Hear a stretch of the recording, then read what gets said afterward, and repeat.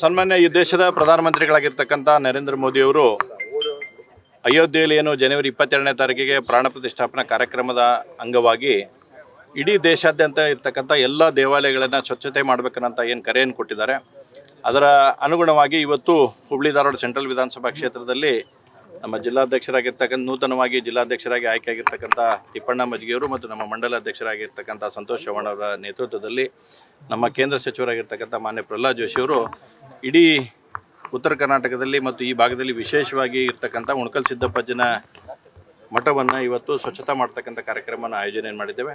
ನಮ್ಮೆಲ್ಲ ಕಾರ್ಯಕರ್ತರು ಕೂಡ ಪದಾಧಿಕಾರಿಗಳು ಬಂದು ಇವತ್ತು ಈ ಕಾರ್ಯಕ್ರಮದಲ್ಲಿ ಈ ಟ್ರಸ್ಟಿನ ಅಧ್ಯಕ್ಷರಾಗಿರ್ತಕ್ಕಂಥ ಶಿವ ಪಾಟೀಲ್ ಅವರ ನೇತೃತ್ವದಲ್ಲಿ ಇವತ್ತು ಎಲ್ಲವನ್ನು ಕೂಡ ಸ್ವಚ್ಛತೆಗೊಳಿಸ್ತಕ್ಕಂಥ ಕಾರ್ಯಕ್ರಮವನ್ನು ನಾವು ಮಾಡ್ಕೊಂಡಿದ್ದೇವೆ.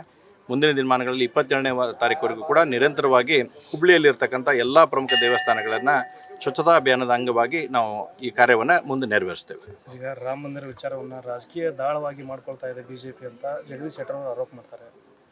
ನೋಡ್ರಿ, ಜಗದೀಶ್ ಶೆಟ್ಟರ್ ಅವರು ಮೊದಲು ಅರ್ಥ ಮಾಡ್ಕೋಬೇಕು. 30 ವರ್ಷದ ಹಿಂದೆ ಇದ್ದಾಗ ಇದೇ ಶ್ರೀರಾಮಚಂದ್ರಕ್ಕೆ ಜೈ ಅಂತ ಹೇಳಿದವರು ಇದೇ ಜಗದೀಶ್ ಶೆಟ್ಟರು.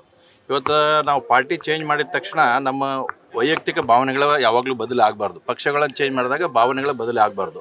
ಹೀಗಾಗಿ ರಾಮನ ಬಗ್ಗೆ ಆಗಲಿ, ಇವತ್ತು ನಾವು ಚುನಾವಣೆಯಲ್ಲಿ ನಡೆದಂಥ ಸಂದರ್ಭದಲ್ಲಿ ಏನು ಹೇಳಿದ್ವಿ, ಹುಬ್ಬಳ್ಳಿ ಕಿತ್ತೂರು ಚೆನ್ನಮ್ಮದ ಹೋರಾಟ ಮೈದಾನ ಇರಲಿ, ಅಯೋಧ್ಯೆ ರಾಮ ಜನ್ಮಭೂಮಿ ಹೋರಾಟ ಇರಲಿ, ಎಲ್ಲ ಸಾವಿರಾರು ಕಾರ್ಯಕರ್ತರು ಅದರಲ್ಲಿ ಬಲಿದಾನ ಆಗಿರ್ತಕ್ಕಂಥ ಸಂದರ್ಭ. ಇವತ್ತು ಯಾವುದೂ ಕೂಡ ಭಾರತೀಯ ಜನತಾ ಪಾರ್ಟಿ ರಾಮ ಮಂದಿರವನ್ನು ರಾಜಕಾರಣಕ್ಕಾಗಿ ಬಳಸ್ಕೊಳ್ಳೋಂಥ ನೆಸೆಸಿಟಿನಿಲ್ಲ. ಇವತ್ತು ಯಾಕಂದರೆ ಈ ದೇಶದ ಪ್ರಧಾನಮಂತ್ರಿಗಳಾಗಿರ್ತಕ್ಕಂಥ ಸನ್ಮಾನ್ಯ ನರೇಂದ್ರ ಮೋದಿಯವರು ಅದ್ಭುತವಾಗಿರ್ತಕ್ಕಂಥ ಕಾರ್ಯವನ್ನು ಮಾಡಿದ್ದಾರೆ. ಕಳೆದ 10 ವರ್ಷದಲ್ಲಿ ನಾವು ಹಿಂದಿನ 65 ವರ್ಷ ಈಗಿನ 10 ವರ್ಷ ಕಂಪ್ಯಾರಿಸನ್ ಮಾಡಿದಾಗ ಇಡೀ ದೇಶದ ಪ್ರತಿಯೊಬ್ಬ ನಾಗರಿಕರು ಮಾತಾಡ್ತಾರೆ ನರೇಂದ್ರ ಮೋದಿಯವ್ರ ನೇತೃತ್ವದಲ್ಲಿ ಅಭೂತಪೂರ್ವವಾಗಿರ್ತಕ್ಕಂಥ ಡೆವಲಪ್ಮೆಂಟ್ ಆಗಿರ್ತಕ್ಕಂಥ ಕಾರ್ಯಗಳಾಗಿದ್ದಾವೆ ಅನ್ನೋಂಥದ್ದನ್ನು ಪ್ರತಿಯೊಬ್ಬರ ಮನೆ ಮಾತಾಗಿ ಮಾತಾಡ್ತಕ್ಕಂಥ ಸಂದರ್ಭದಲ್ಲಿ ಈ ರೀತಿಯಾದಂಥ ಕ್ಷುಲ್ಲಕ ರಾಜಕಾರಣ ಮಾಡುವಂಥದ್ದನ್ನು ಕಾಂಗ್ರೆಸ್ನವರು ಎಲ್ಲರೂ ಬಿಡಬೇಕನ್ನುವಂಥ ಆಗ್ರಹವನ್ನು ಮಾಡ್ತಾರೆ. ಜಗದೀಶ್ ಶೆಟ್ಟರ್ ಒಂದ್ ಕಡೆ ಕಾಂಗ್ರೆಸ್ ಬಂದ್ಮೇಲೆ ದ್ವಂದ್ವಾಗಿದ್ದಾರೆ ಸರ್, ಹೆಂಗಂತೆ ಗರ್ ವಾಪಸಿ ಬಗ್ಗೆ ಮಾತಾಡ್ತಿದ್ದಾರೆ. ನೋಡಿ, ಇವತ್ತು ಅವ್ರಿಗೆ ಏನಾಗಿದೆ ಸಮಸ್ಯೆ ಅಂತಾರೆ, ಕಾಂಗ್ರೆಸ್ನಲ್ಲಿ ಯಾವುದೇ ರೀತಿಯಂಥ ಬೆಲೆ ಇಲ್ಲ ಅನ್ನುವಂಥದ್ದು ಅಲ್ಲಿರ್ತಕ್ಕಂಥ ಕಾರ್ಯಕರ್ತರು ಹೇಳಿದ್ದು, ಅಲ್ಲಿರ್ತಕ್ಕಂಥ ಪ್ರಮುಖರು ನಮ್ಮ ಕಡೆ ಮಾತಾಡ್ತಕ್ಕಂಥ ಸಂದರ್ಭದಲ್ಲಿ ಹೇಳಿರ್ತಕ್ಕಂಥ ವಿಷಯ.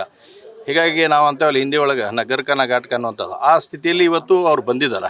ಈಗ ಆ ಸಮಸ್ಯೆಯನ್ನು ಅವ್ರು ಕಾಡ್ತಾ ಇದೆ, ಏನು ಮಾಡ್ಬೇಕು ಅನ್ನುವಂಥದ್ದನ್ನು. ಹೀಗಾಗಿ ನಾವು ಅಂಕ ನಮ್ಮ ಕಡೆ ಭಾಳ ಸ್ಪಷ್ಟತೆ ಇದೆ. ಈಗಾಗಲೇ ಅವ್ರು ಹೋಗಿದ್ದಾರೆ, ಅವ್ರು ಅಲ್ಲಿ ಒಳ್ಳೆ ರೀತಿಯಿಂದ ಇರಲಿ ಅನ್ನೋಂಥ ನಾವು ಆಶಾಭಾವನೆಯನ್ನು ವ್ಯಕ್ತಪಡಿಸ್ತೀವಿ. ರಾಜ್ಯದ ನಾಯಕರು ಏನಾದರೂ ಮತ್ತೆ ಸಂಪರ್ಕ ಮಾಡುವಂಥ ಪ್ರಯತ್ನ ಏನಾದರೂ ಮಾಡಿದ್ದಾರೆ? ಇಲ್ಲಿವರೆಗೂ ಕೂಡ ನನಗೆ ತಿಳಿದ ಹಾಗೆ ಮಾನ್ಯ ಕೇಂದ್ರ ಸಚಿವರು ಕೂಡ ಆಗಲೇ ಸ್ಪಷ್ಟಪಡಿಸಿದ್ದಾರೆ, ನಮ್ಗೆ ಯಾರಿಗೂ ಆ ರೀತಿಯಾದಂಥ ಮಾಹಿತಿ ಆಗಲಿ ಇನ್ನೊಂದಾಗಲಿ ಇಲ್ಲ. ಈಗ ಅವ್ರು ಹೋಗಿದ್ದಾರೆ, ಆರಾಮಾಗಿ ಅಲ್ಲಿ ಕೆಲಸ ಜೀವನವನ್ನು ಮಾಡ್ಕೊಂಡು ಹೋಗಲಿ ಅಂತ ಹಾರೈಸ್ತೀನಿ ನಾನು ಅವ್ರಿಗೆ ಇಷ್ಟ. ನ್ಯೂಸ್ ಫಸ್ಟ್ ನಿರ್ಭೀತಿಯಿಂದ ನಿಮ್ಮ ಪರವಾಗಿ.